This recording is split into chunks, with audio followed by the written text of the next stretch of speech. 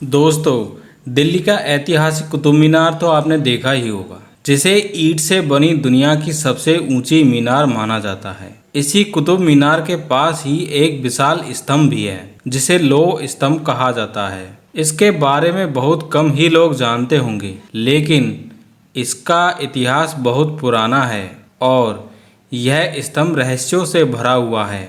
माना जाता है कि यह स्तंभ 1600 साल से भी पुराना है। इसकी सबसे बड़ी खासियत यह है कि यह शुद्ध लोहे से बना हुआ है और सदियों से खुले आसमान के नीचे खड़ा है, लेकिन आज तक इस पर कभी जंग नहीं लगा। यह अपने आप में एक बहुत बड़ा रहस्य है।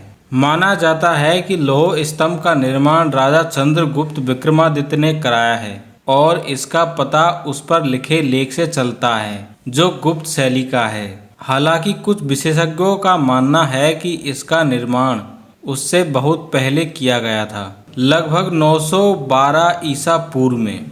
इसके अलावा कुछ इतिहासकार तो यह भी मानते हैं कि यह स्तंभ सम्राट अशोक का है, जो उन्होंने अपने दादा चंद्रगुप्त मौर्य की याद में बनवाया था। इस स्तंभ पर संस्कृत में जो लेख खुदा हुआ है, उसके मुताबिक इसे ध्वज स्तंभ के रूप में खड़ा किया गया था।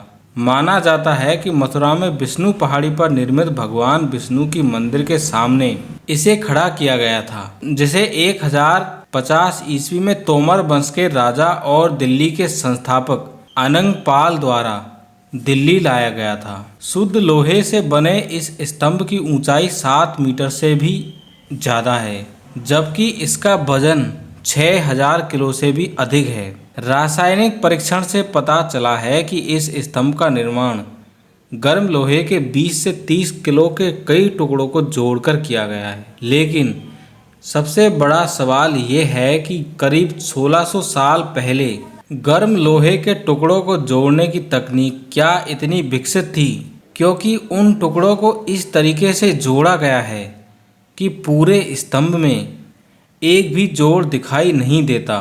यह सच में एक बड़ा रहस्य है। इस लौह स्तंभ में सबसे आश्चर्य की बात इसमें जंग का न लगना है। माना जाता है कि स्तंभ को बनाते समय इसमें फास्फोरस की मात्रा अधिक मिलाई गई थी, इसीलिए इसमें आज तक जंग नहीं लगा। दरअसल फास्फोरस से जंग लगी वस्तुओं को साफ किया जाता है, क्योंकि जंग इसमें घुल जाता है।